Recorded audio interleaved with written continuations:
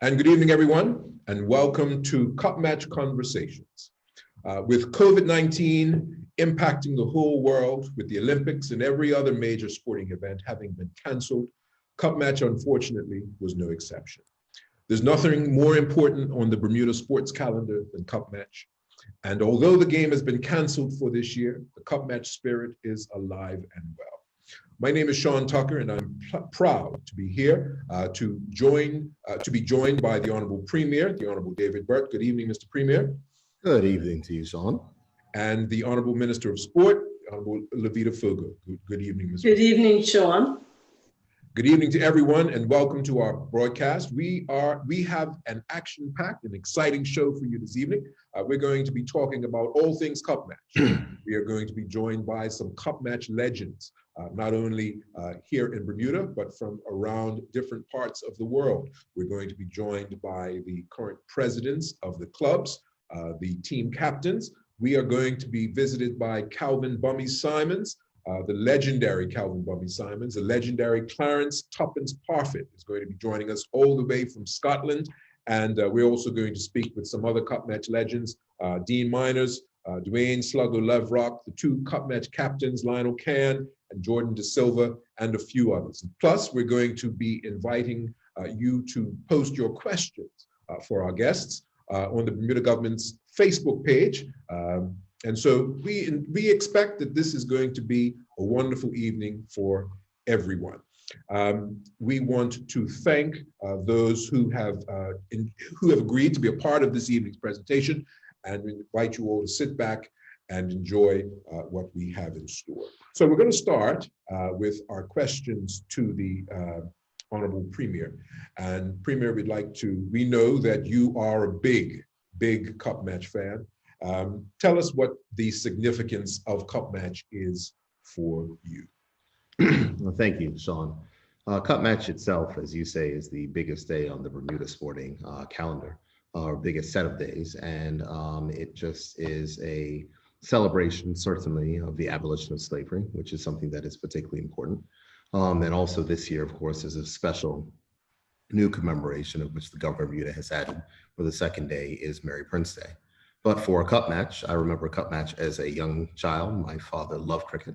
And I remember that being there and being at the field, but also as an older person, it's a holiday that I certainly enjoy, and it's to catch up. And for me, it is we remember the reason why we celebrate, but for me, it's always an opportunity for me to invite tourists Bermuda to enjoy what I call the best of what Bermuda has to offer insofar as hospitality, entertainment, and the camaraderie that exists. There's no other country where you can have a big sporting event where you can just go from camp to camp and from place to place, and you are welcomed with open arms with no questions asked. And that's the true spirit of what Cup Match is. It's a spirit of us as a people, and remembering where we came from and the work of which what we continue to do on a yearly basis. Tell us about your earliest Cup Match memories. Well, it's very hard for me to remember the earliest Cup Match memories as a kid. It was very young. So it was before I left Bermuda at the age of 11. So my memories, I must admit, are not that clear. And so the memories that I have are the more recent Cup Matches. And I remember I attended Cup Match in 2007. I remember it was at the St. George's Cricket Club. Unfortunately, I do believe that the St. George's Cricket Club managed to retain the trophy that year. But I remember saying, and most people do know, that I'm not a huge fan of cricket. So I love Cup Match, but I'm not a huge cricket fan. And so it was like, oh, well, you should go and you should do something, you should enjoy it. So I went with low expectations, and I had probably one of the best times. And so I really, really enjoyed it. And then the next year, I remember inviting about 30 of my friends and family down to experience the holiday the following year. So with all of that being said, my best memory, or my most recent memory that I have, is from 2007 when I started attending Cup Match again after I moved back to Bermuda in 2003. And now you go all out. Everybody knows that the Premier loves Cup Match, and he just goes all out, as it should be. I mean, that's the biggest, as we said, that's the biggest part of our calendar, and that's the thing that we do best. We just enjoy cup match, and we just have a fantastic time. And you certainly get into the cup match spirit, and you have a great time, and it's just a wonderful thing to see. It's just a wonderful thing to see. One of my friends, his name is Glenn Jones. He gave me a nickname, and he said, "I don't know about Gennaro Tucker, but I call you Mr. Cup Match." It's not that bad, but it's certainly a holiday that I enjoy, and I enjoy it because you just get to be with people and relax and not have to worry about the daily stresses of life and all the rest. And so it's just a wonderful experience. And of course, my children love it as well. They see Aunt Levita and they tease her and say, "No, blue, Aunt Levita, no, no, no, we don't do blue and blue." And so it's amazing. Yes. And so you're there from early in the day, on the first day, right through for 2 days, huh? I am at Cup Match when Cup Match is held from the beginning, first ball. A good friend of mine, Jason Sabea, and I have a tradition where we like to try to make it down to Cup Match for first ball on the first day. And we're there all day the first day and all day the second day. Since I've had this tradition, of course, is to visit every single Cup Match camp on day one. And on day two, I do not leave my own camp. Swizzle plays a large part of your cup match festivities. We've heard about that, and that's all part of the cup match spirit and the atmosphere. Well, absolutely. I had someone drop me off a bottle of Swizzle today. My father just sent me a note that said that the Swizzle that I asked for him to make is ready. So after I leave this wonderful telecast, I'm going to go ahead and go pick it up. So thank you very much, Jarbird. And I'll be remiss, Sean, if I don't say hello to my family who I know are watching at home, especially my wife and my children, Nia and Ed, who are clad in their red and blue Aunt Levita. Whatever, Nia and Ed. That's too bad. That's too bad. Tainting their minds early. So in the absence of a game, what does Cup Match 2020 look like for the Bird family this year? Oh, for me, I can assure you the one thing I'll be doing, I have nothing planned on Thursday. I plan to sleep all day Thursday, nothing at all. And on Friday, we're inviting our family over to the residence. So we'll just have a nice, relaxing family day. And the fame, let's see, people know about me for Swizzle, but my other thing that I like to be famous for is my barbecue chicken. So I'm going to be grilling chicken on Friday. Barbecue, chicken, and Swizzle. That's what's happening at the Bird House on Cup Match. So with everything that's happening with COVID-19, the one thing that I think most people were waiting for, I mean, everyone talked about curfew and lockdown and grocery shopping days, but the thing that seemed to be dominating more the conversations of more people than anything else was whether there was going to be Cup Match. And that was the thing that was holding people hostage. When was there going to be an announcement on whether Cup Match was going to be happening? And I think that everyone who's involved with the game knew that there was probably just no way that it was going to be happening. But when you gave that announcement that there was no realistic way that Cup Match was going to be able to take place, it looked like it really hurt. Well, sir, I just want to correct the record that I did not give the announcement. No, you didn't give the announcement. Let me correct that. But when you said that it was unlikely that Cup Match was going to be able to take place, no, that wouldn't be your call. I don't want to put that on you. But because of you just said it would be unlikely. You didn't see how it would be possible. I think what I said, John, I do not know if Cup Match would have been able to take place in the way in which we were accustomed. There were 8,000 people at the Somerset Cricket Club.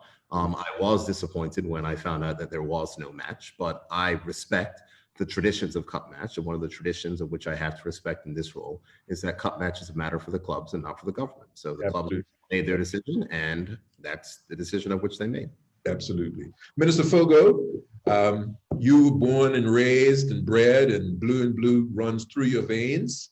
Yes, it does. Tell us about your earliest Cup Match memory. Wow. From as young as I can remember, the images that stay in my mind are going down to the dock, to Penner's Wharf, and watching the ferry leave, carrying loads of persons clad in blue to go up to Somerset to play the game. And then it was down here in St. George's. We would then go out and see them coming in. Out at Wellington at one point, out there at Slip, we would see them coming off of the boat, and just the opposite. Loads of people in red and blue. The other thing that I remember very dearly is, even if I couldn't really appreciate the camaraderie at that time, it was so awesome that we used to march the cup from St. George's out to the town of St. George's, out to St. George's Cricket Club. And again, there were tons of people, and we sang all of the way to the club. Children, of course, the sportsmen, and all of the supporters, and we were all there. And you can't forget those type of memories, because they are deeply etched, and it teaches you the type of camaraderie that surrounds cup match, and also the friendly rivalry that takes place. And it's the one time you can be totally and completely against the other person, but yet it's all still in friendship. Yeah. Your family traditions for cup match. Tell us about those. Well, I come from a cup match family, and there is no other place to be but at the game. So my whole life, I grew up watching first my older brothers all set out for cup match. And when I guess, became of age where I was allowed to go to cup match, and I would say that that was around 11. Prior to that, we couldn't go. The children couldn't go. We had to stay. Lots of food. The radio was on. You listened to everything on the radio regarding cup match. But because you were young, and the clubs were very strict there, and children were not allowed into the clubs. And so because my parents were always on the pavilion, there was no way that they could have us there and be able to sit in the pavilion. I can say that there was occasions where in my Uncle Andy Smith's house, I'd be there with my grandmother and my great aunt. They'd be babysitting us. So we were right next to cup match, where I did sneak away and go onto the grounds. And because I was Louis Foger's daughter, they would allow me in the club so I could go to my parents. And of course, they immediately would escort me back out of the club, back over to my grandmother, where I had to participate in cup match until much, much later during the day, where you could come and just be around the people. Yeah. But guess what? I can tell you that tradition has been carried on in all of my siblings' families, and of course, with my children and my grandchildren. Absolutely. Who, like the premier, have been indoctrinated to hail for blue and blue. And they're not listening to that color red or anything red right now. That they know that that is a very bad color and they can't use it. So thank you very much for that. So part of our program this evening is that we are encouraging questions and comments through the government's Facebook page. And we have one that's come through now from Joy Simons. Good evening, everyone, and happy cup match to everyone. All Somerset, all the way, all day. And say it's the best holiday ever. And I agree, it's like Christmas to me. This message is for the Premier. Mr. Premier, rest well on Thursday. You've enjoyed your day off. And I don't think there's anybody that would doubt that. Yeah. And Sean, the Premier pointed out that this year is special because of the fact that we have to celebrate cup match differently. And we're using the buzzwords that this year it is a celebration and a commemoration, because we are getting to teach our people, for those young ones who have not really realized the whole purpose and history behind cup match, what it's all about. And we partnered with both Somerset Cricket Club and St. George's Cricket Club to celebrate our most famed holiday. And it's an historical holiday, and it is the only 2-day holiday which has lasted for as much as me throughout the test of time. I will call it that. And it will continue. And it has made history for being a 2-day holiday that was really forced upon the government by the people of Bermuda, where they refused to work. Nobody to was going to go celebrate to work. emancipation. That's right. And so in 1947, the government said, look, we can't get them to work. Let's just make it into a formal holiday. And they did that. And we celebrate it every year, but now we're celebrating it conscious of all that Cup Match is about, the historical part of Cup Match, the emancipation and the celebration of freedom for our people. And so I just want to invite everybody to participate in what the government, in concert with the clubs, are offering our people. And people will get to go on CITV. They will get to go on Community and Culture's website, and they will get to go on Facebook Live with Burmemes to see the special programs that we have put on for our people to ensure that they still enjoy Cup Match the way that they would. Everything except the actual game. But we're celebrating Cup Match. That's right. Fantastic. That's fantastic. Yeah. Question for you, Minister, from the Facebook page. Elizabeth, I guess it's Varejo, wants to know how you'll be spending Cup Match this year since there's no game. Well, my plan is to relax, to have some Cup Match food, potato salad, chicken, all of those things.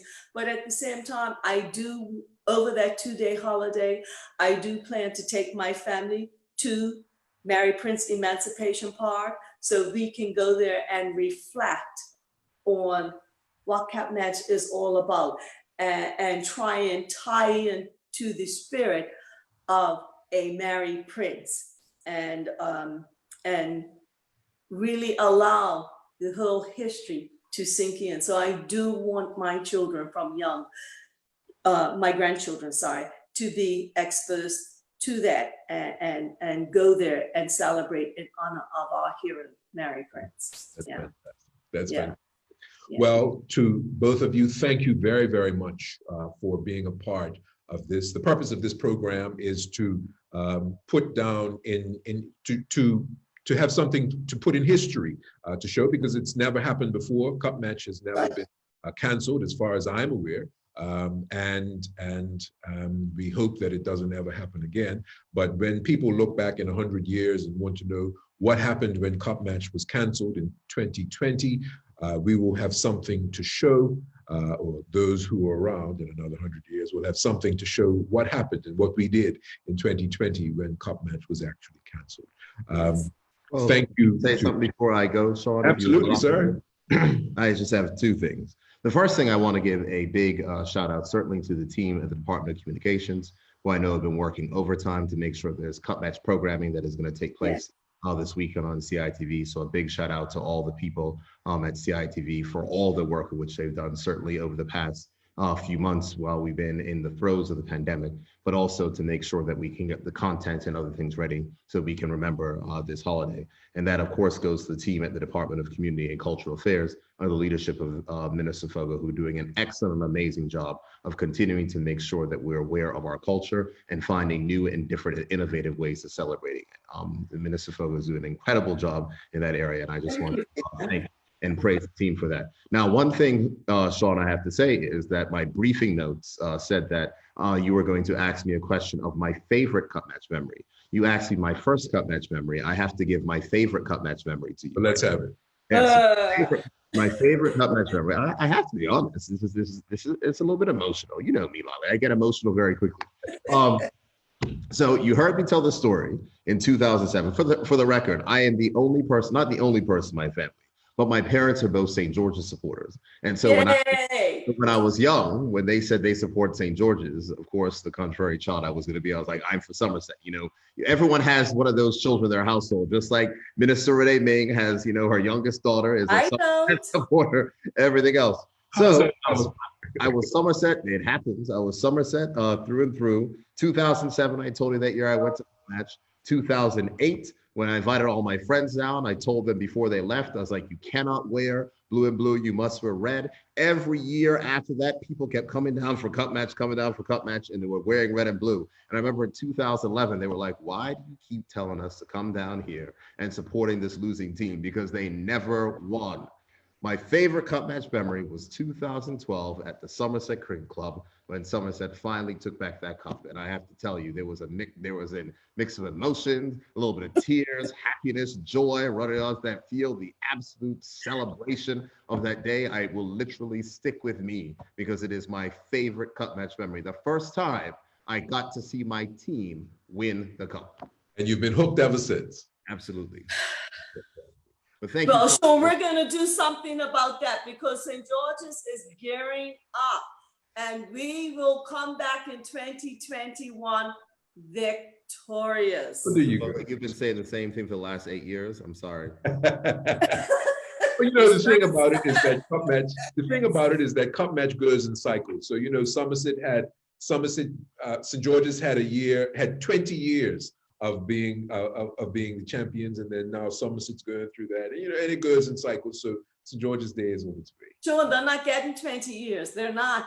No. Giving them that. So No. thank you very much, Sean, and you and your family a very happy cup match as well. And to all of Bermuda, I please enjoy the holiday. Be safe. And for those of you who would like to tune in tomorrow, 5:45 p.m., final coronavirus press conference before we go to our holiday. Thank you, sir. Thank you, Minister. Thank you, Premier. Thank you. We appreciate having you here. Minister, anything you want to say before you? Yes, I want to say Happy Emancipation Day, Happy Merry Prince Day, and above all else, Happy Cup Match. That's right. That's what it's all about. Thank you, Premier. Thank you, Minister Fogo. And thank you for being a part of our Cup Match conversations. Happy Cup Match to you both. Happy Emancipation Day. Happy Merry Prince Day. Enjoy the holiday. Thank you, Sean. Thank you. Bye-bye. Yeah. We've had the opportunity to talk to the Honorable Premier and the Honorable Minister of Community Affairs and Sport. And we have a fantastic show in store for you tonight. Up next will be the presidents of the two respective clubs, Vashon Blanchette and Neil Painter. They will be joining us now in our Zoom room. I see Vashon there. Good evening, Vashon. Good evening, Mr. Tucker. How are you? I'm well, thank you. And I see Neil is on his way in the room. I see he's making his way in. But happy Cup Match to you, Vashon. We'll start with you as we wait for Neil to come through. So this must have been a difficult last 3 months. When did you? Well, let's go back to you to your club making the decision to cancel Cup Match. Probably the most difficult decision that you've ever had to make. What I would say is that the decision to cancel Cup Match was a joint decision involving Somerset and St. George. Yes, while we were host, it was only right that we consult with the non-host, being St. George's Cricket Club. And I think ultimately, as much of a difficult decision as it was, I believe, and I think President Painter will echo those sentiments, in that the right decision was taken given the health concerns both locally and internationally. Mm-hmm. It was, well, I think everyone expected it to be inevitable. There has been a lot of discussion. Well, there was a lot of discussion at the time. People were talking about just have it played and with no people there, and just watch it on television and or limit the amount of guests or people that can come into the ground. What would you say about that? I mean, I have my own feeling about that, but let me give you all those options and avenues were taken into consideration. A challenge was that no one has a crystal ball. So 6 or 7 weeks ago, when this decision was made, we didn't definitively know what Cup Match could potentially look like in terms of number of attendees. It all depended upon how fast we got through the different phases and things of that nature. So we couldn't really plan in the absence of having a clear target or a clear understanding of what we are planning for. I think another consideration is the fact that in many ways, as much as Cup Match is about the cricket, it's probably even more about the people. So to then essentially separate the two leads to the question of, is it even Cup Match? If you look at the foundations of Cup Match, it was persons basically standing up for themselves and saying, we're taking these 2 days off and celebrating emancipation. And out of that, the cricket followed. So to separate the two, I think it was some thoughts that basically waters down cup match. Another consideration is the physical preparedness of the players. And you will note now that we're only in the third week of playing T20 cricket. And now to go and demand of players that they play 2 days of open format cricket in the context of having played very little cricket, it maybe leads to some reputational risk in terms of the event and the caliber and level of cricket and things of that nature. But as I had stated up front, by far the driving factor behind the decision was the health concerns. And I think it was for the best interest of Bermuda, as much as it was a very difficult and emotional decision to make. Yeah.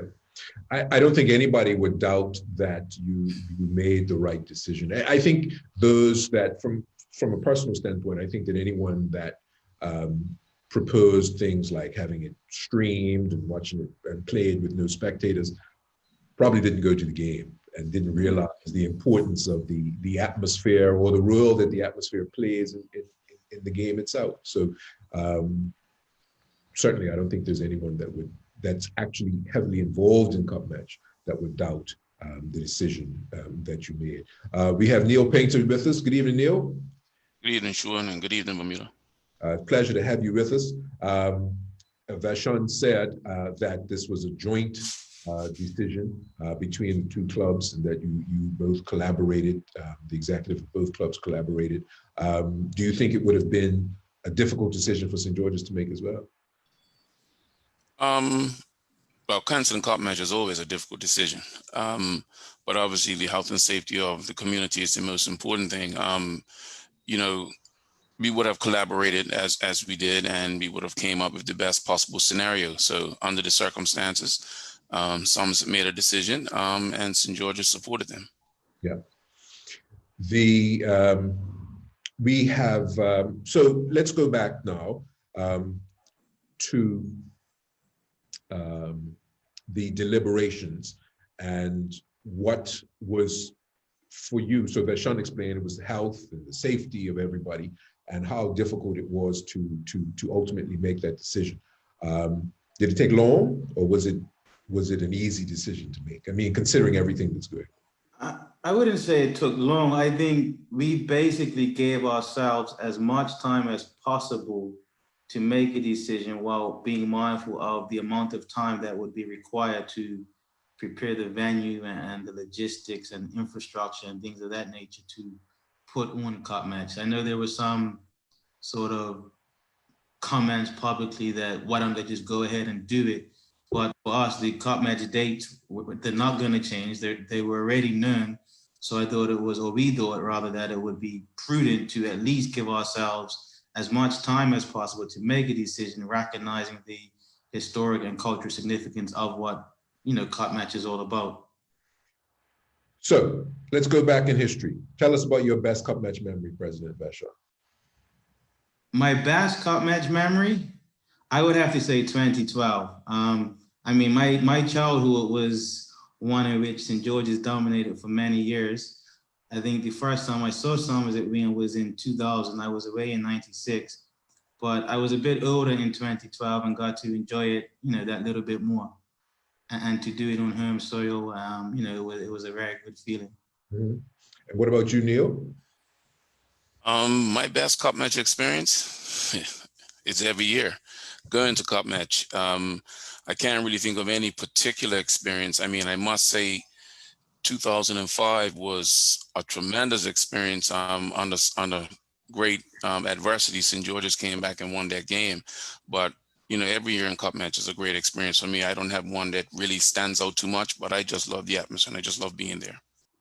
What are the clubs doing this year to recognize cup match? In the absence of the game, are the clubs doing anything in particular to highlight cup match or to recognize cup match? Vashon?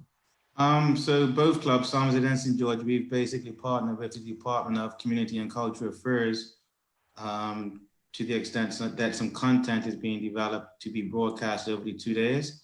In addition to that, we're looking at potentially doing some things, and we're mindful of timing and things of that nature. And it's gonna largely be contingent upon our ability to get the necessary approvals to accommodate the persons, mindful that there are still some health concerns on island with regard to the pandemic. Okay. Neil, if you had to pick 5 players, and we just picked 5 arbitrarily, that would be in your dream team. Scratching your head already. In your dream team, your dream cup match team, who would they be? And Sean, you're not exempt because we're I'm thinking. Oh, mercy. Well, because I've never been a selector. I've been a selector once, I'm sorry, 2005 when we won. So I'm 1-0 when it comes to being a selector. But who will be in my dream? 5 players. 5 players. You don't have to limit it to 5. If you want to choose more, then you can. Okay. And I'm Randall Smith, Clevie Wade, Charlie Marshall, and You're not doing it in batting order. You're just picking 5. No, I'm not doing. I'm just picking players who, within my time, being totally involved in the club, who I think have gave tremendous contributions. And I would say Herbie Bascom and Mercy. I can't. Wicket keeper. If you had a wicket keeper, who would it be? Well, if I had a wicket keeper, I would say D-. All right. Sean? Okay, the obvious one is Mr. Cup Match, Gennaro Tucker. Yeah. I'm going to take a slightly different angle from President Painter. I'm going to go for Randy Horton because he was captain of the 79 team. Joe Bailey, who was the captain when Somerset won down in St. George for the first time in however many years. Jacond Edness, I think he won 3 out of 5 as a captain. And Daxter Bazin for the 96 win. So I think with that leadership and Gennaro Tucker's cricketing ability, it will be very difficult for St. George's to outplay us. All right. Very, very interesting choices. But it just shows the caliber of the talent that we have in Cup Match. We have an abundance of questions that are coming in, but we'll go back to those. So what does next year look like? Everyone's asking what Cup Match next year looks like. Has there been a decision? Is it automatically going back to St. George? Is that something that's up for debate, up for discussion, or are we just continuing, or would you, or is that? No, I can answer that. Okay. I can answer, well, as we know, Cup Match is scheduled for 2021 in St. George's, Wellington Oval, and that's where we are at the moment. It's in St. George's next year. Okay. If there is any change to that, both clubs will have to agree to that, and we'll let the public know. But as it stands, it's going to be in St. George's next year. Okay, that's fine. Let's go to the next question that we have.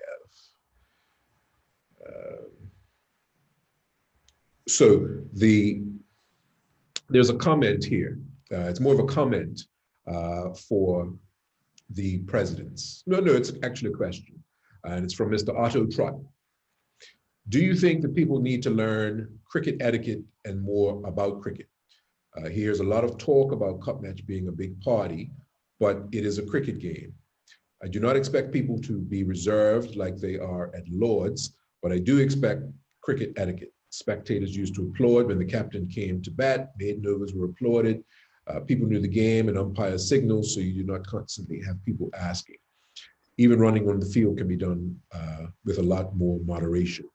What are your opinion? What are your thoughts on the general decorum of the game and the enthusiasm that people bring? Because I think that is probably the key word. It's the enthusiasm that people have for the game. I mean, okay. For me, I totally understand the perspective that Mr. Trott is presenting. The flip side of that is that people come to Cup Match for various different reasons. You get people who come and they don't watch a ball of cricket being built, they're socializing and all those sorts of things. But I do think it's very necessary that persons, while they're in the camps, they're respectful of the play going on with regard to, turning down the music while play is being played and things of that nature. And yes, maybe it's a touchy subject or contentious subject with regards to persons running on the field of play, but that for me has been a part of Cup Match for as long as I've been around, and you gentlemen are both older than me, and I'm sure it predates me. So it's a balance between respecting the etiquette of the game, but also understanding the unique culture of how we celebrate Cup Match and the cricket. Neil, what's your thoughts? Yes, I would agree with Fashana, and people have to understand that Cup Match is a cultural event. It's an event, and I think this year is going to bring to the fore and let us know that the cricket game is not the most important thing about Cup Match. Yes, it's a part of it, but it's not the most important thing, because remember, it was a celebration, and then they brought the cricket game to the celebration. Okay, and that's what we need to understand. That's what it is. And there are a lot of cultural significance with reference to Cup Match that is uniquely Bermudian. The running on the field, the giving money when someone makes 50, if someone makes 100, all those things, we cannot allow that to leave Cup Match. Notwithstanding that there is a cricket game being played, and there are some certain rules and regulations and etiquette that people have to use. So we have to strike that balance. We have to really try and strike that Bermudian balance. Straying from the actual game itself to the preparation, I don't think that people realize, that everyone realizes the level of work that goes into the clubs preparing for Cup Match. Give us a summary of the level. When do you start? Like in what month, and the level of work, because it's gotten bigger and bigger. Cup Match has become the event has become an enterprise over the last few years. It's just become bigger and bigger and bigger, not only because of the amount of people and the scaffolding that brings, but there's more regulation, and there's just a host of other things that have made it necessary for Cup Match, for the preparations for Cup Match to start earlier. Tell us a bit about that. We'll start with you, Venshawn, I guess. Okay. Yeah, in earnest, Cup Match preparation begins immediately following the close of play on the Friday at whichever venue. The next club will start their planning and their meetings and, mapping out logistics and things of that nature. And then by the time May comes around, the guys start coming in to build the scaffolding. And then it's sort of getting contracts for plumbing, electrical, decorators, painters, caterers. It's dealing with the plot holders. It's dealing with the food stalls and other vendors. It's and increasingly, and President Painter can maybe speak to this a bit more. Increasingly, there are more health and safety guidelines that the clubs have to meet in order to, host the event. So it's several things, and I'm sure it's a various amount of items that I've overlooked in this brief 30-second summary. But it's hectic. The nature of Cup Matches is just like, you sprint right through the finish line and then you're still sprinting, like come Thursday morning. It's always something to do. Yeah. And Neil, what would you say about that? I would totally agree with Bashan. The preparation is year round. The only time someone gets a break is when you're the non-host club for 2 days. That's when your break. It's for the 2 days. Like if it was in Somerset this year, our committee would have went to Somerset for those 2 days. We would have enjoyed it, had a great time, and then our work would have started. So it's a tremendous job, and it's an awesome responsibility. That comes with a lot of commitment.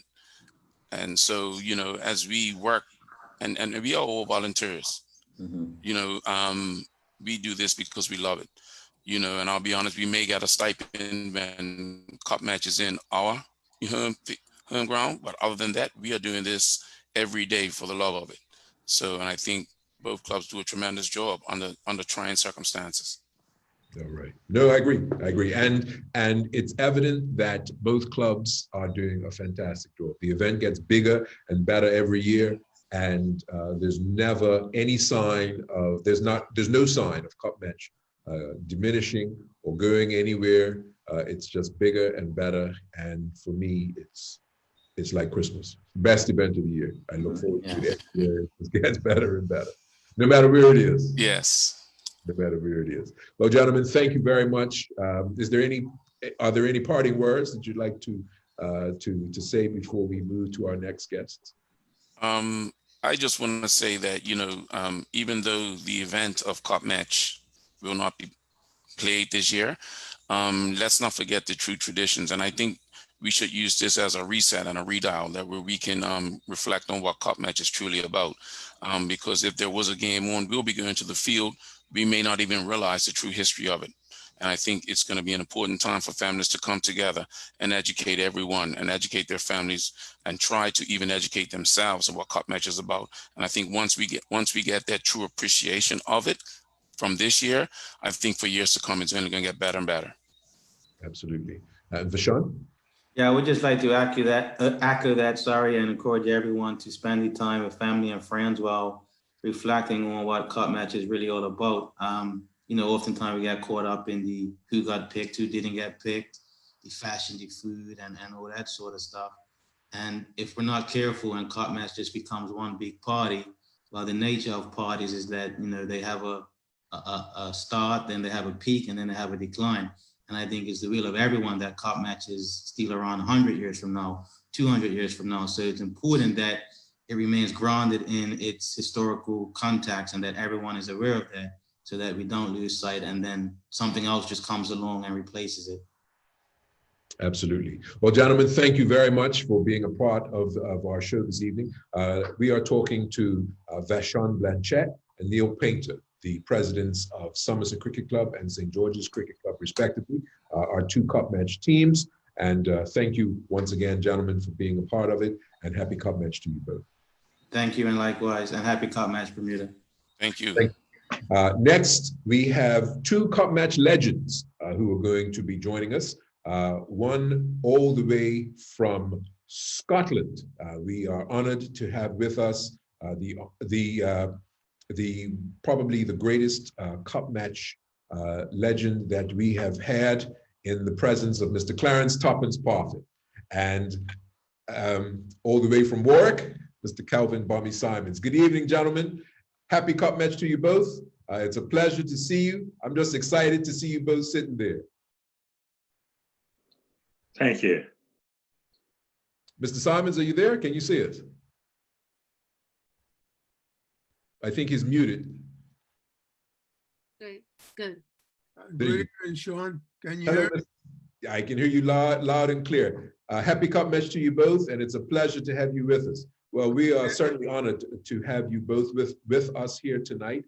Both of you, as you know, have played an instrumental part in making our Cup Match as important to us here in Bermuda as it is. Mr. Parfitt, you are over there in Scotland. You've been there for how long now? About 35 years. 35 years, my goodness. But I'm sure that you remember your first Cup Match.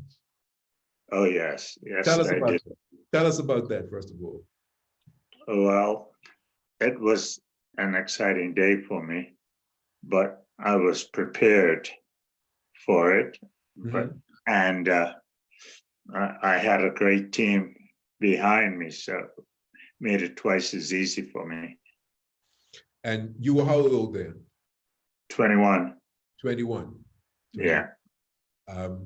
And you, as a coach, if my memory serves me correctly, from the record books, you took what, 9 wickets in each innings? No, I got 7 in the first, 8 in the second. 7 in the first, 8 in the second. And I don't think that's been matched by a coach since then, has it? No, I don't think so. I don't think so. Mr. Simons, it's a pleasure to see you there. You've got the blue and blue behind you. Of course, we're talking to Cal Bummy Simons, the legendary and probably the best or the most revered captain that St. George's has ever had. Mr. Simons, do you remember your first cup match? Sean, my first cup match was 1950. I was 18 years old. 18 years old, 1950. And where was that? It was in Somerset. And so tell us a bit about it. Well, I was scared at one time. And being there with my first cup match at 18, I was a pretty good batsman. But I lost my nerve at those days. But I came around a bit and it was a drawn match. I saw that my first cup match was Timmy Evans making that 170. Not That was and so that stood as the second highest score by an individual in cup match for many years. He was second to Lloyd James for. no, he was the first one. His was before Lloyd James. Before Lloyd James. Okay. 1950. Yes. And Lloyd James was in the 60s, if I remember. And Lloyd James was 61, 62. Right. And then, so your career lasted from 1950 until when? 69. 69. Yeah, I missed 2 years. I was living in England. Yes. Had a contract of football. All right. That's And right. Rochdale. Rochdale, yeah. Yeah. But the football didn't go too sharp. But I got an injury. I had to call it quits. All A right. knee injury. All right. And Mr. Parfit, your first year was 1965. 65. So the two of you played together. Yeah, he was my captain. Yes, yes. Yeah. And he was tough, everybody says. Oh, yeah. He was very tough. Yeah. Strict. It really Didn't is. take nonsense. But Mr. Simons, everybody says that Clarence Parfit is as awesome as he was a pain in the neck. Well, 1965, hello, Thomas, how are you? Fine, Skip, yourself. Yeah, you look well. Thank you, mate. So do you. Clarence came in the team was 1965. It was a bonus for St. George's, but he was devastated. He got 15 wickets. I think Thompson didn't even make 150 runs in 2 innings. My goodness. I think the first innings there was 63, and the second innings I think 67 or 68 or something like that. Unfortunate that those things happened. He came on the scene and he went along about his business. And we had a great team Yeah. in the 60s. I called it my fantasy team. But some of our players at the moment has moved on, departed us, such as Lloyd James. Great player. Yeah. Good player. But Lloyd, he came in the team as a bowler, but I saw Lloyd bat in Jamaica in 1958. And I said, this guy's got to be brought up in the batting order. So when I became captain, in 1961, I put him number 3. And I told him that, you know what a number 3 position was? He said, what do you mean? If we lose our opening bat early, you have to steady the innings. In 1961, that brilliant century he made, 157, got out, played the ball on the wicket. Mm. And he says, I told him that was a great innings. Yeah. Great innings. Yeah. And 62, he came back and made 173. but he could have made 200, but we had rain delays. Okay. And I want him to make that 200. He'd be the first man in the classic to do 200. Mhm. But I told him that I can't let you go ahead and bet to make 200 because at that time, the last day, 6:30 was the cutoff. Not like it is today. You can play up to 8 o'clock in the evening. Yeah. But I said, wouldn't you be better winning the game and making 173? Now that would look much better than doing 200 and drawing a match. I understand that. But he realized what I was telling him, and we still won the match. We had 3 hours to build Somerset out in the last day, and we done it. Well done. Half an hour to spare. Well done. But talking about Clarence, oh, I can talk about him for days. I'm sure. Well, I wanted to ask him a couple of questions. Mr. Parfit, you, if you had to pick the most difficult batsman that you had to bowl to in your cup match career, who would you say that would be? That will probably be Sheridan. Is that right? Sheridan. Sheridan Rayner, okay. Yeah. And why Sheridan? He was a left-hander. Yeah. He was very correct, and he never gave you his wicket. Yeah. So you had to work for his wickets. Him and Charlie Dolphin, Colin Blades was another one. They were tough cookies to get out. Yeah. If you had to pick your all-time 11 of the players that you played with, how difficult would that be? Would you be able to do that? Pretty much. What, in batting order or? Sure. Batting order would probably make it easier. Dennis, Sheridan, Lee, Colin Blades, Charlie Dolphin,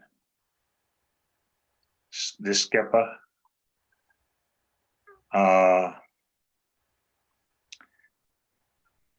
Let me go through them now. Well, Jonah Pitcher. Jonah Pitcher, okay. Yeah. Bowlers would be, well, I've got Lee. So it would be Randy Horton. Well, myself, Shiraz Ali, and Fleece Hall. Fleece Hall, okay. All right. Yeah. Okay. Just want to read some of the comments that we have. We want to encourage people to continue to send in their questions or comments to the Facebook live, to the government's Facebook page. Selena Simons says that as a diehard Somerset fan, she has vivid memories of Clarence Parfit killing them single-handedly. And those are some of the most terrible times from her point of view.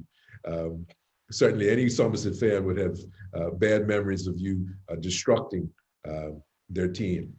Joy Simons said that she was thinking the same thing about you, a gentleman, destructive, but a gentleman through and through. Karen Joins sends a comment about her father, Joban Benjamin, playing for Somerset. Remember Joban? Yes, yes, yes, yes. Great days, good fun, fun days. Yeah, yes, yes. Hard work, but good fun. Yeah, yeah. The Mr. Simons, if you had to pick your 11, how would that be something that you could do? You think it would be difficult to do? Sorry. No. My 11 will be the same as I said, the 60 team. Neville Darrell, Dennis Wainwright, Lloyd James, Reuben Scotland, myself, Alvin Rayner, Fleece Hall, Lee Rayner,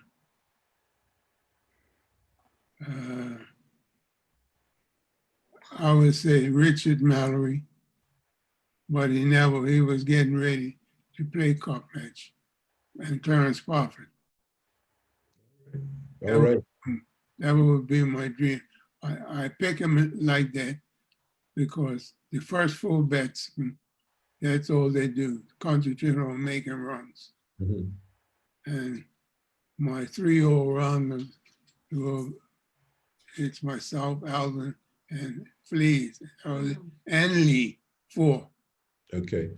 But the bowlers will be Lee, Richard, and Clarence. All right. That's my 3. That's all they do, bowl. Yeah, but I could bat. I know that.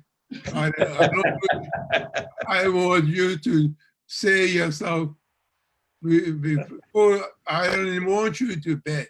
I want you to bowl because we'll have enough runs on the board for you to keep me in the dressing room.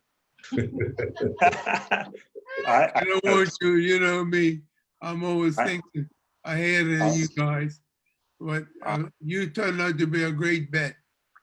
But yeah, and as long as you can make 5 runs, draw the game or win the game.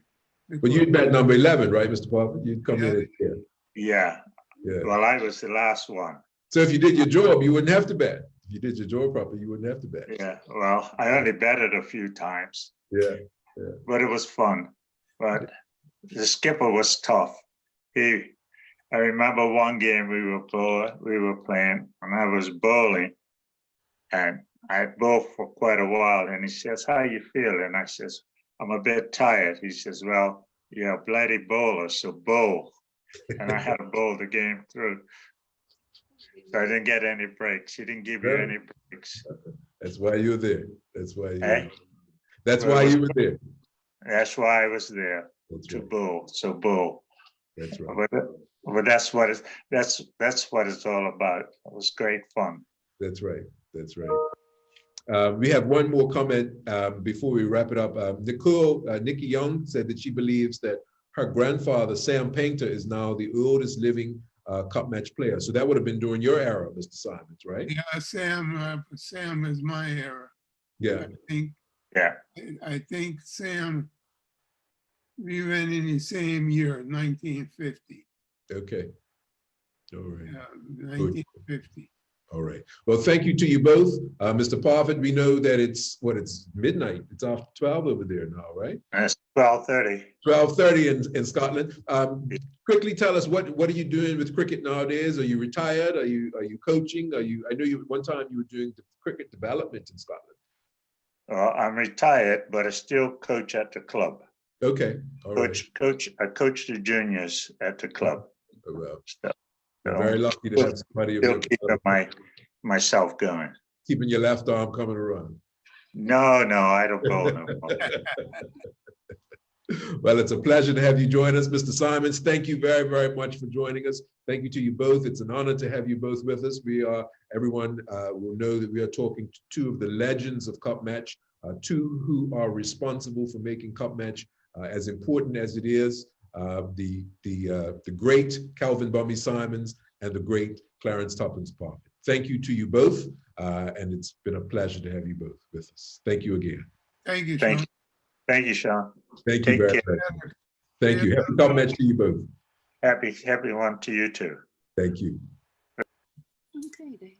Next up, we have another former Cup Match player who many would be surprised to find out tonight that he actually did play in Cup Match. He's known for playing with the big ball.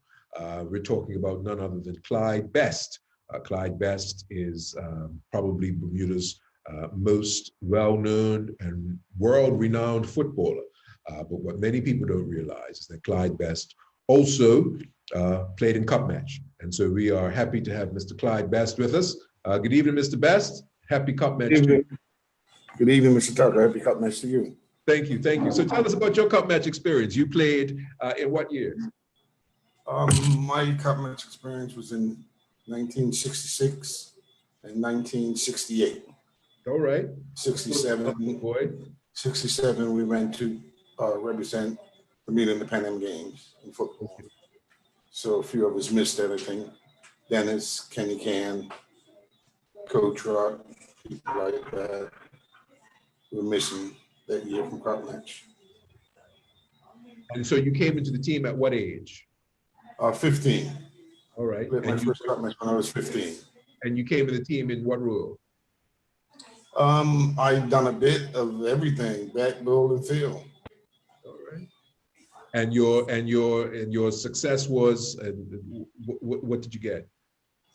Well, my success was making the team as a 15-year-old. I mean, you got to remember playing cup match in those days, you know, it was unbelievable because, you know, we had to face the St. George's Cricket Club team that was, you know, probably one of the best teams they've ever had in their life, you know, and when you come up against people like Mr. Simons, Calvin Bummy Simons, people like Dennis Wainwright, people like Clarence Parfitt, you know, you're in for a battle, you know, and, you know, it was a great experience, but, you know, they were an unbelievable team at that time. Mm-hmm. And so your first game was in Somerset? Both my matches were in St. George's. But both were in St. George's? Yes, never had the pleasure of playing at all. All right. And so it was, so if you played as a 15-year-old and then it was a 17-year-old, then soon after that you went off to I went to England, yeah. The August after cup match in 68. The same year, all right.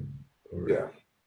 The cricket couldn't hold you, so football took hold of you and charted the rest of your life. Oh.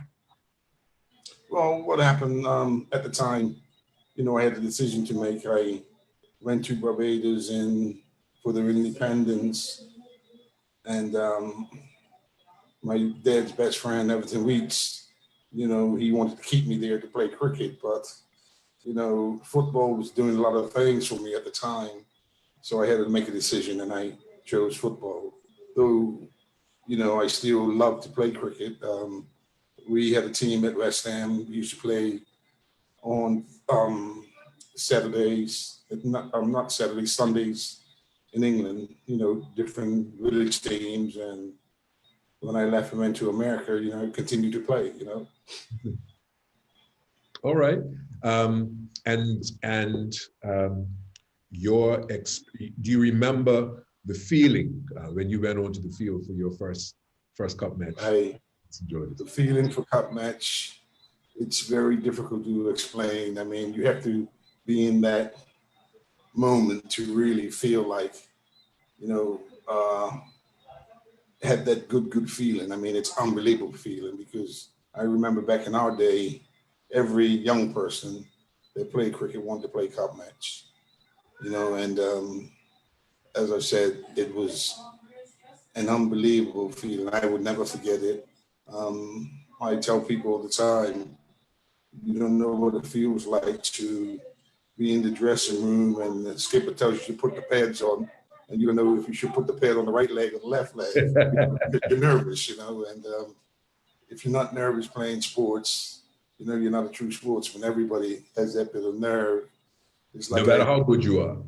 But you probably know it doesn't. Yeah. No matter how good you are, that's right. It's funny, I was watching the documentary on Viv Richards today, and you know, he said you get a bit nervous, but you generally, you know, rub it off eventually, you know. But as I said, you get in that arena to play with the guys that I had the pleasure of playing with. It was a privilege and an honor because you got this boy playing with men, you know, and as I said, I thank all the guys, Dennis, Bummy, Dick DeTrott when he was here, Mr. Dorn, all these guys, you know, they were great inspirations to me. I mean, I played for Somerset, but Bummy Simons was one of my idols, you know, because I liked the way he played the game of sport, whether it be football or cricket. Yep. You know, he was a proven winner and he liked to win. And that's what sport's all about. You know, if you're going to go out to look pretty, I ain't got time for that. You know, I want to win. And it's like I told my daughter, if you can win, don't lose. Yeah, no, that's fantastic. Well, Mr. Best, thank you very, very much for joining us tonight. Many people wouldn't, certainly of my era, my age and younger, wouldn't be aware that the legendary Clyde Best also played the Cup match. So thank you for telling us about that and sharing your experience with us. Thanks very much, Sean. It's a pleasure. Say hello to Mom and Dad. I will do. And happy Cup match to you, and happy Cup match to you and your family. We're talking to, Thanks very much. Thank you. We're talking to the legendary Clyde Best, who many people only associate with the big ball, but we have learned tonight was a part of the annual Cup Match Classic. Up next, we are going to move to a more recent era and are going to be joined by two of the younger players that have played in the last, I guess, 20 years. We're going to be joined by two players who have now become commentators. One, Dean Miners, and the other one is Dwayne Sluggo Levrock. Both played on opposite sides. Dean played for St. George's for many years, and Sluggo, a staple of Somerset's Cup Match team for many years. We see Sluggo making his way into our virtual room, and Dean is due to be joining us now as well. Of course, Dean was St. George wicketkeeper for, I would think, maybe 10, 15 years. And Sluggo was a stalwart of Somerset's Cup Match team for many, many years as well. We will be talking with them about their experience in Cup Match. They represented Bermuda internationally and are by far two of the finest cricketers that we've seen in the modern era. We encourage you, of course, to send in your questions and your comments to our Facebook page. One comment that we have here is from Dawn Simmons, who says that, here's Dean, who says that Mr. Best is the youngest person to play in Cup Match at the age of 15. I did not know that. But Clyde Best is Dawn Simmons, who is on the executive at Somerset Cricket Club, said that Clyde Best is the youngest person to play in Cup Match at the age of 15. We're now joined by Dean Miners and Dwayne Sluggo Levrock. Good evening, gentlemen. Good evening, gentlemen. I wouldn't say good evening, good night. Good night, gentlemen. Good night, Sean. Thanks for having me. Glad to have you both with us. So, Dean, let's start with you. Tell us about your earliest Cup Match memory. Well, let's go back. What age were you when you started to play Cup Match? Can you hear me? I can hear you loud and clear. All right, cool. I was 18 years old. That was my first Cup Match that I actually played in. I had just returned from Australia, playing in the under-19 World Cup Youth Tournament for the first time. I had a lot of pressure on me because of Alan Douglas. That particular year, I was able to take the gloves from Alan, so I had a bit of pressure on me, and that was my first start. But I only lived 5 minutes away from the club, so Cup Match has always actually been in my blood. But that was my earliest. That was my introduction to Cup Match in 1988. I think it was 12. I played 12 Cup Matches. Okay, 12 consecutive Cup Matches. Yeah, I think it was off and on, because I think in 92, Alan took the gloves back from me. I didn't have too good of a season, and then in 93 I came back with a bang and took the gloves back from him. But that was a hard introduction for me, taking the gloves from Alan Douglas. That was tough. Yeah. A lot of pressure, big shoes to fill. It was big shoes, absolutely big shoes to fill. And also on the other end, we had Porky Manders. So I mean, throughout Cup Matches, I mean, you've had the history of having great wicket keepers. So it was a lot of pressure for me. Sluggo, your first Cup Match. Yeah, my first cup match was in 1990. I was just turned 17. I was playing it for Somerset with Pace Edwards, Terry Burgess, Carl Lightbourne. Perry Maybe was actually the captain at the time. I was playing for Devonshire Rack, and we were a league champions, and we had actually 5 people to go. It was like myself, Pace Edwards, George Emery, and also Albert Steele. And you came in as a right arm spinner and a middle order batsman, I guess. Yeah, I was a left arm spinner, and I was left arm spinner. Yeah, I actually batted that year. I batted number 7 for Somerset. I batted after George Emery, and just remember my first time coming to going to the wicket. I was actually in the pavilion, and it was like overnight. Richard Basin and Anthony Emery, George Emery, they were in, and I was just praying, "Don't get out, don't get out." And I saying until at least I could start the next day fresh, because I mean it was coming down to the last couple of moments of the first day, and then I end up coming in early on the second morning, overcast. And your score as a coach? Yeah, I bet it once. I got 9. I bowled twice. I got 1 wicket in the first innings, and I got 4 wickets in the second. Well done. And Dean, your first innings, your first match, 1988. Do you remember your score? Yeah, I think I only batted once, and I scored 29, and that was on the first day. And I remember keeping for 2 innings in Somerset. Somerset actually, they had batted twice, and we just batted once on that particular day. That was in 1988, if I can go back and remember. But yeah, it was tough times. Yeah, it was really, really tough times. So you're both involved in the game now from a different vantage point. You played, and now you're both behind the mic. Dean is with me on the Voice of Summer, and Sluggo is another station, and they and so you now have the opportunity to look at the game from a different vantage point. How do you think Cup Match as a game has changed from when you? Oh well, let's put it this way: do you think that Cup Match as a game has changed from when you played it, and if so, how? I'll let Sluggo go first. And so I'm talking about the match itself, not talking about the event, the atmosphere. I'm talking about it's changed a bit. I mean, back when we first started, I think Dean should agree with that.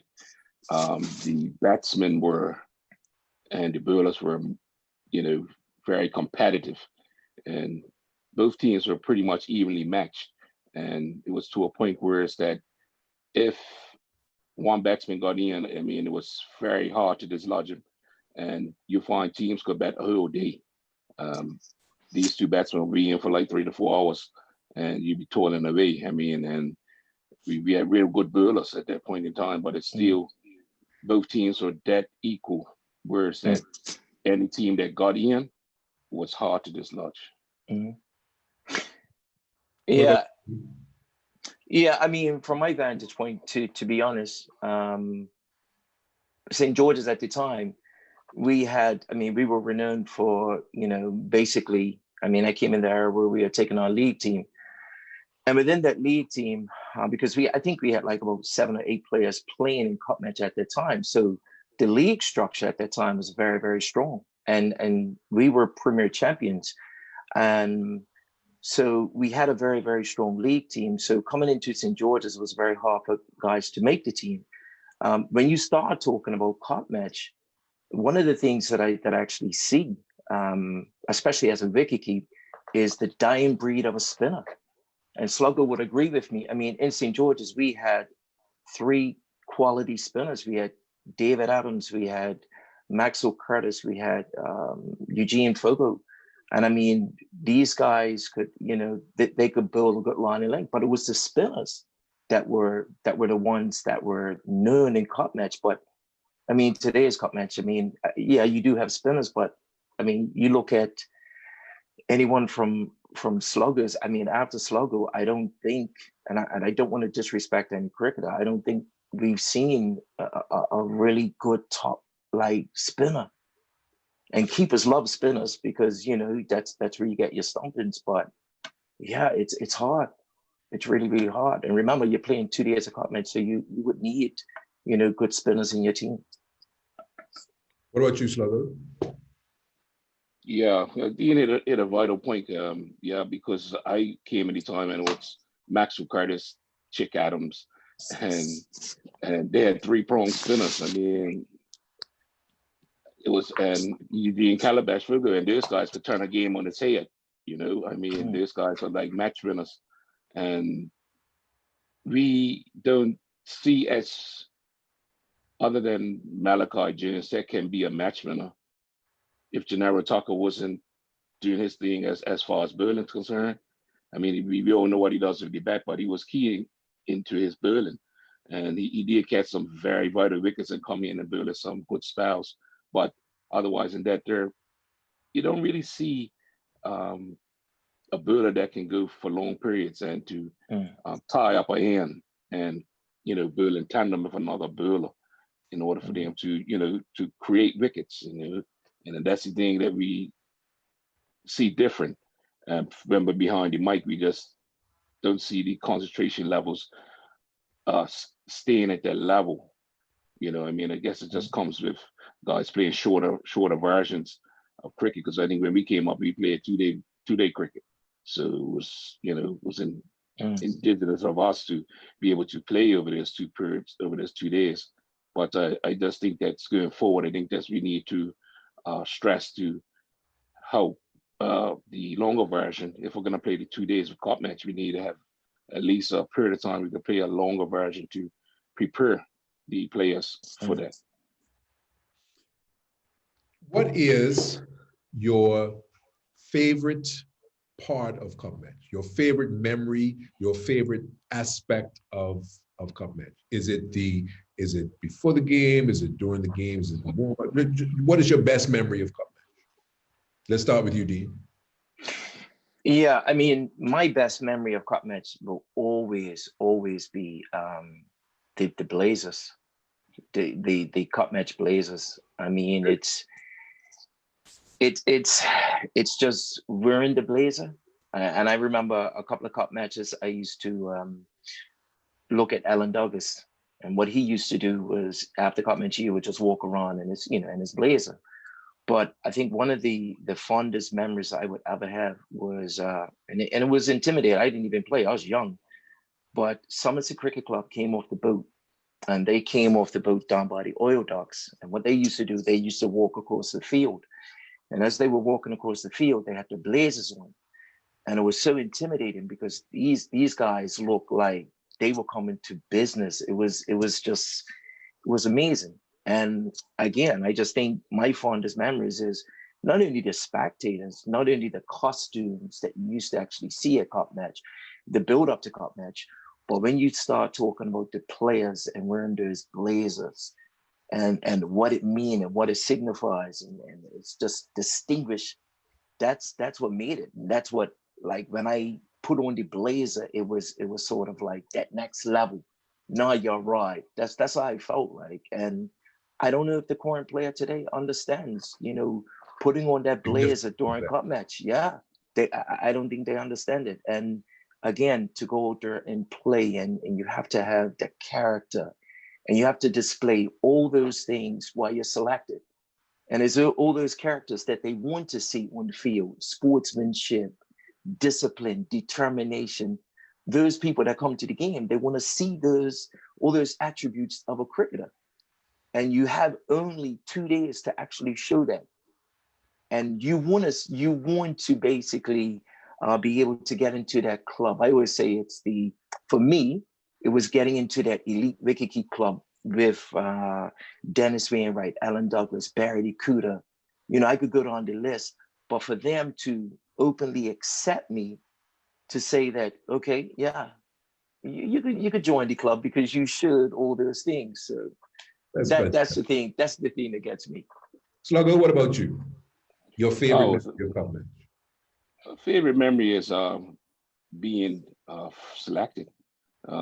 Every time you're being selected, you're representing the cup match itself, especially representing Somerset Cricket Club. You know, you're representing all the people that support. But first of all, it's for representing the game itself. You know, and that's one thing I took to my heart, where it says that no matter win or lose, I'm going to put on a show for the people that pay to come to the turnstiles. And I think that we are forgetting that we are the entertainers. And that's one of the things that I try to work hard at, you know, work hard at my game, but I want to give people the satisfaction that they know that they went to a really good cup match while I was playing. I try to get the fans involved because it's about them, you know what I mean? Even though on the field for 2 days, they are there sitting down and watching us. And, you know, the attitude you had, people were watching you closely, little kids are watching you, the cricket enthusiasts were definitely watching you. So you had to really make sure your socks are up and you're doing what you're supposed to do. And my fondest memory would probably be 2 years, 2000, 2002, where I got picked up 5 wickets in both games to win the cup match, and the game was actually over by 4 o'clock. And to, you know, see the euphoria of the people run on the field, but to put on your blazer and make the track all the way out to Watford Bridge and do the traditional jump overboard, that was an eye opener for me when I won in 2000. Sure. Okay, 2 quick questions for both of you. Sluggo, first to you as a bowler.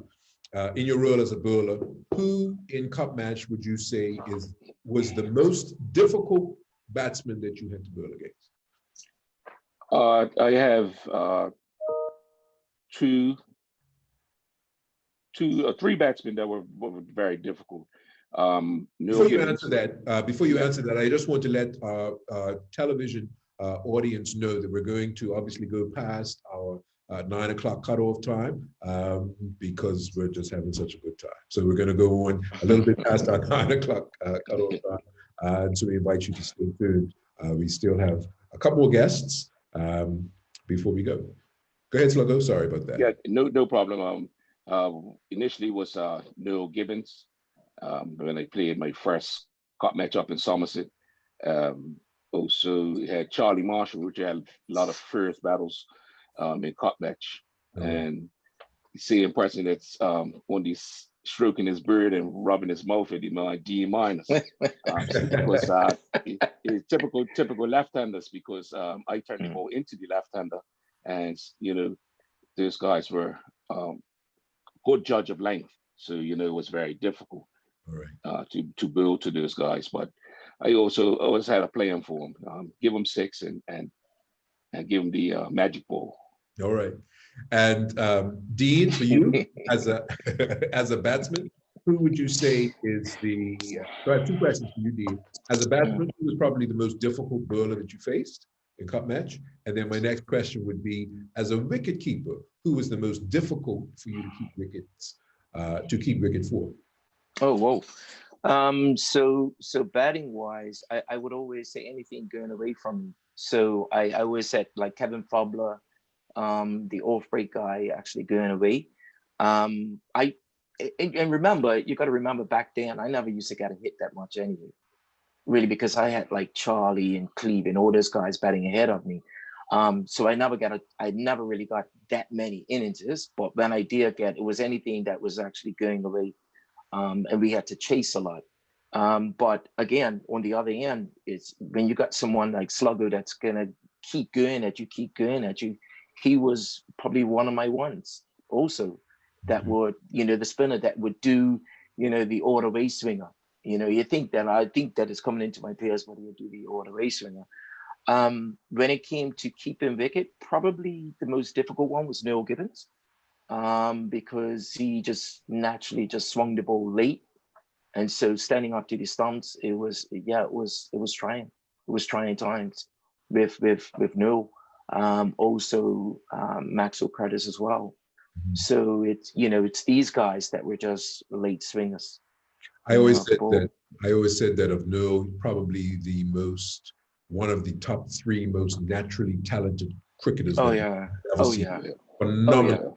Oh Phenomenal. yeah. By far. Oh yeah. I mean, the thing I was when I first started, actually, my first year I was actually keeping, and I had to stand up to know. And he was just sort of like, come up, stand up. You're in the big game now, stand up.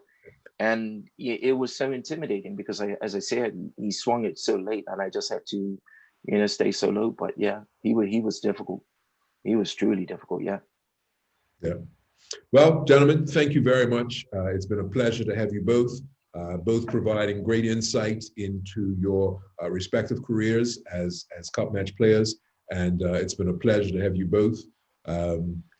You both possessed a wealth of knowledge, and it's been a pleasure to have you on here with us tonight. We're talking to Dean Marcus and Dwayne Sluggo Levrock, both icons and true gentlemen, and who both exemplify what this great sport is all about. Thank you both for joining us.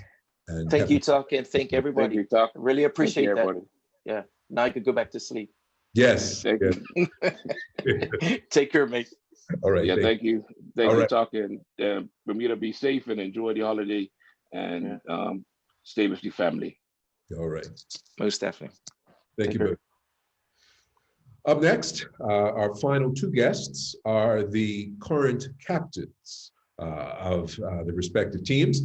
We have Lionel Can, captain of St. George's Cricket Club, and Jordan De Silva, last year's captain of Somerset Cricket Club. I want to say happy cup match to Lionel and Jordan. Happy cup match to you both, and welcome to our broadcast. Evening, Sean. Happy cup match to everyone. Thank you. Thank you. Lionel, are you there? Lionel's there, but I don't think he can hear us. Can you hear us, Lionel? I don't think Lionel can hear us. Come on, Tiger Woods. Lionel, I think Lionel's having difficulty. Oh, he's coming through now. Lionel, can you hear us?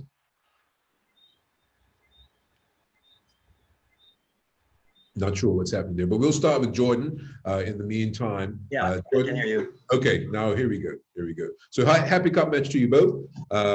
Jordan, this would have been your third year as captain. Fifth year. Lord, I've lost count. 5th year as captain.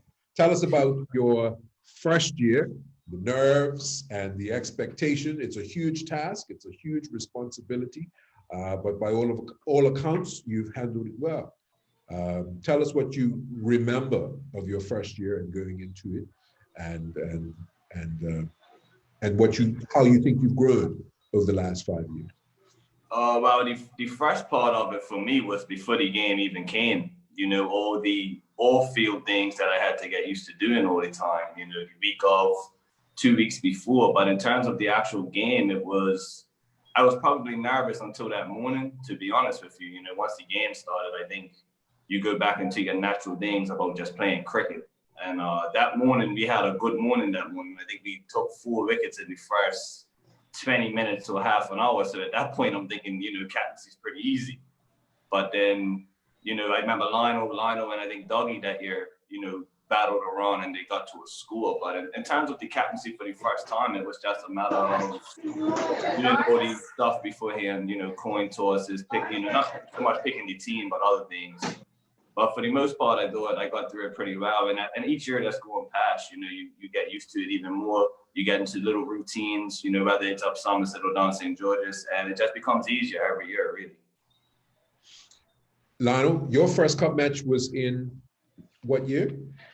Many moons ago, Sean. 1993. 1993. And you were how old? 21. 21. And so you've played in how many? You've missed them. I missed 2, yes. I missed 2015 and 2017. That is, I'm trying to count off the top of my head how many years that's been, but you've had a huge career in cup match. You've had a long and established career in cup match. Yeah. What is your favorite cup match memory? It's many of them, right? They changed throughout the years. Like I played 24 cup matches. So at first it was actually just to play cup match. And first year in '93, I remember replacing Noel Gibbons. I had to wait 2 or 3 years. It was Clevie Wade, Noel, Arnold Mandels were the all-rounders in St. George's. So I was trying to break into an established team.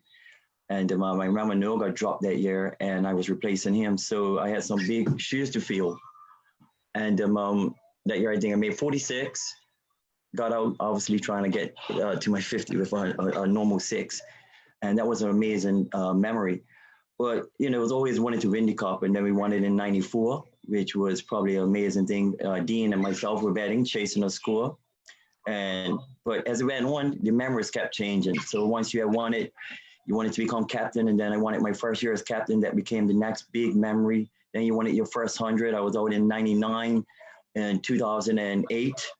And then the next year, I made 100, 2009. So that became a great memory. My daughter was born the second morning in 2005, no sleep. My daughter was born the second morning. I had to go to the Wicket, and we ended up winning that cup match. So, you know, the memories changed throughout the years. And then in 2011, I remember playing, Runday was captain. So to play with his father, and then him taking over the captaincy, and then we won and played a major innings there. That was a great memory.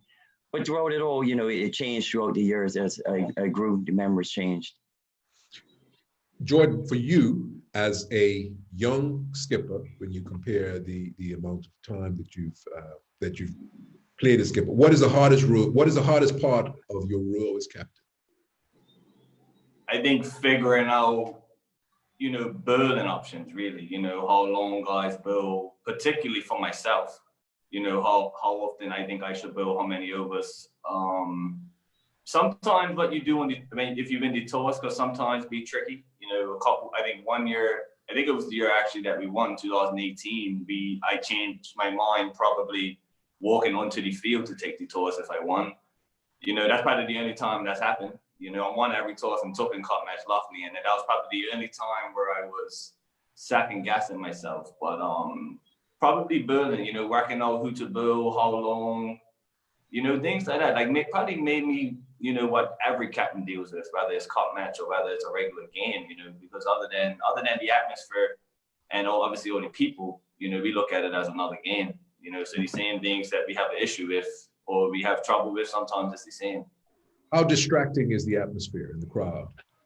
To be honest, it's something you get used to. I mean, obviously communicating with each other, if you're not within maybe 10 feet of each other, is difficult, but it's something that you get used to, you know, and then all the players are on board in terms of relaying messages and things, because obviously if I'm standing on the wicket and somebody's on the boundary, the chances of them hearing me are pretty low.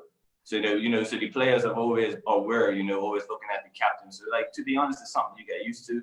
I mean, when you're in it for the first time, you know, as a cold or as a reserve for the first time, it's probably something that plays on your mind, not used to the noise, not used to how many people it is. Like, yeah, I'm sure Lana would tell you, the first time a ball goes up in the air and it's your catch, you know, a high catch, you know, when the crowd, everyone start blowing, you know, until you do that for the first time, things like that definitely could get to you. Yeah. But I think it's something, again, you get used to as time goes on, and it just becomes part of the game, really. What about you, Lionel? What would you say is the most difficult part of your role as captain? The biggest role is probably the lead up to cup match. You know, 3 months early, you're picking the teams. You know, you're picked about 100 teams by the time you get to selection that night. You know, just that day last trial, someone could change your mind. So that's probably the biggest part, picking the team. As far as getting into the game, right? We are cricketers. That's what we're born for. That's what we train for. So the easy part for me personally is actually playing the game. The hard part is actually getting to that first ball in the morning, Thursday morning at 10 a.m. And how distracting is the atmosphere in the crowd for you? I love it. I mean, that's what you want as a cricketer. Cup match is the biggest game in the world to us, and there's no distractions. You're like, it don't matter what you do all year. Nobody remembers there's Connie games and stuff, but they remember cup match. So you want to perform. That is the biggest day of the year for you. So you want to perform. There's no distractions. You put your work in. You get to the game. You sacrifice yourself for those 2 days, and it's no distractions. You want to turn the crowd on. You want to perform. We're entertainers for that. Well, so you've got 2 days off. The cricket season started. You've got 2 days off. What's your plans for the holidays? Let's start with you, Jordy. I'll be playing golf on one of the 2 days. I'm asking Lionel if he wants to come with me after golf yesterday. I'm not sure if he wants to do. Yeah, it's not way too hot for golf. Yeah, it is. But yeah, myself, the first day, we actually doing a couple of interviews and just relaxing. You know, the family for my family, cup match is big, so they'll be doing family things on the water boats, and then second day I'll probably just be chilling out with the family at the pool and just watch cup match, all games, and relax and actually talk. But there is no 2 games today is a cup match. Cup match is still alive and well, and the significance of it and what it really stands for this year. Actually, you know what I mean. Everybody sees that it's just more than just a cricket match. So we'll be taking it in. It's still cup match festivities, and it's still family. Bermuda is alive and well when it comes to cup match. Your how heartbreaking was it for you when you heard that when you found out that the game was going to be canceled? With that question, we'll start with Jordan again. I think it was something that even before it was made official, it was something that, you know, you got into your head was probably going to come. Gonna have to happen. You know? Yeah, it was an inevitability about it, you know. So I guess by the time the final decision actually came, you know, it was pretty much a foregone conclusion to me. But when it first comes up, you know, you don't think it's possible. You feel like, you know, yeah, that's just talk. You know, by the time we get to a certain stage of the year, you know, we'll be back to normal. Obviously, you know, anyone that said that was way off. I think we're in a better position come cup match than I thought we might have been 4 or 5 months ago in terms of the pandemic as a country, not as worldwide. But I think by the time, you know, everything came down to officially, I think I had about a month to 6 weeks where I had already accepted it. And it's just a matter of making sure that the holiday still gets celebrated. You know, the cricket match got canceled, but, you know, cup match doesn't get canceled. You know, we're still celebrating Thursday and Friday. So it's still about, you know, everything that comes with cup match, you know, without the cricket game. And I think that's important. Yeah. And what about you, Lionel? Yeah, it was heartbreaking at first, but we understand what's going on in the pandemic. Once Connie Cup was canceled, we knew it was a big chance that cup match might also, with the logistics and stuff, you know, the teams will have to be in a bubble at least 2 weeks before the families, and the team's supposed to be picked 4 days before cup match. It just don't work out, the logistics and stuff of it. So, you know, I'm glad that the clubs waited the last minute. They thought it through, but it's better. Health and safety is always more important. Once cup match was done, I was like, well, cricket's finished for the year for me personally. You know, no Connie, no cup match. I was like, wow, what else is it to actually play for? But other than that, you know, health and safety is way more important. Yeah. Well, gentlemen, thank you very, very much for being a part of our broadcast. We thank you for your continued part in Bermuda's biggest holiday, our Cup Match Classic. Lionel, 24 years. That's amazing. I don't know. I mean, Jordy, yesterday we were playing golf. By the way, Somerset put licks on us yesterday on the golf course. And I got a great moment to actually, it was so much fun. Me, Jordy, and Nails, and Dewey, we had so much fun. You know, I didn't believe it. I was like, well, you know, this could actually be a retirement sport if it wasn't so hot. Maybe a winter retirement sport. But I told Jordy throughout every stroke, I was like, Jordy, I'd rather be in the cricket for 20 overs and get it over with than being out here for 4 hours. It was hot. I couldn't second him on that one. I couldn't. Have a great cup match, Sean, and happy cup match to Bermuda. Thank you very much. Happy cup match to you both. Thank you both for joining us, and have a fantastic cup match holiday. And we look forward to next year. Next year, Lionel? Well, Sean, let's keep the pandemic away. Hopefully everything is healthy and safe, and then we'll talk about that. All right. Well, thank you very much. We've been talking to Lionel Can and Jordan De Silva, the captains of St. George's and Somerset Cricket Clubs, respectively. Thank you both, gentlemen, for being a part of our show, and happy cup match to you both. All right, Sean, happy cup match. Thank you. Thank you, Jordy. Take care, Jordy. Thank you. Well, we're going to, that's about the extent of our show. We still have a few comments that we'd like to quickly run through. We've been keeping a tally of who is rooting for who and to see which team comes out on top.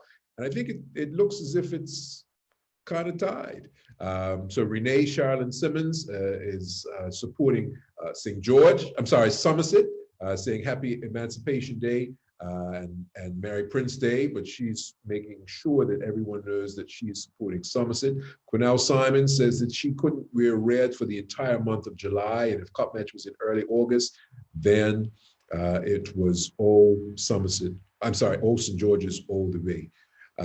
She says that her children and her husband are Somerset supporters, but she is St. George all the way. Lynn Wade is a strong Somerset fan. Joy Simons has been with us throughout the evening, making sure that everybody knows that she is a Somerset fan, as is Selena Simons and Dawn Simmons.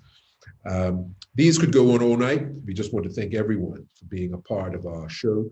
Bonnie Smith has made herself known as a St. George's fan, but we want to say thank you to everyone. We want to say thank you to our guests, to the Honorable Premier, Mr. David Burt, and Minister Lovita Fogo, to the Presidents, Vashon Blanchette and Neil Painter from Somerset and St. George's, respectively. We were greeted with the presence of two legends, Cal Bummy Simons and Clarence Tuppence Parfit, and we had a wonderful time talking to the two of them.